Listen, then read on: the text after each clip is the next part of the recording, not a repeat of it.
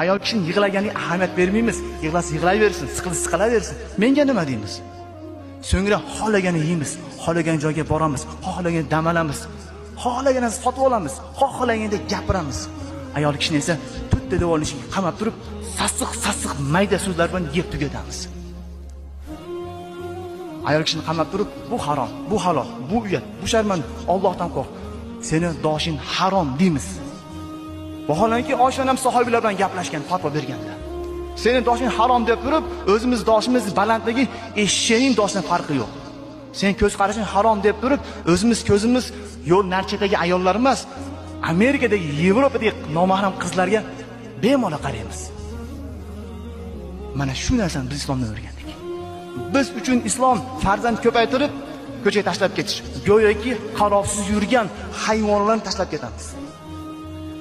Farzand tarbiyasini ko'cha beryapti, mahalla beryapti, bangilar beryapti, qimorbozlar beryapti. Keyin xafa bo'lamiz. Domla, nimaga farzandim men hurmat qilmayapti?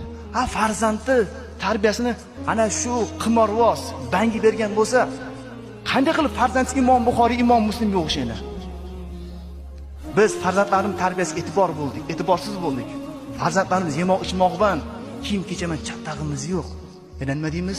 O'zimizcha eslik bo'lib, men ular Alloh topshirganman, Allohga omonat deyman. Bu islom emas.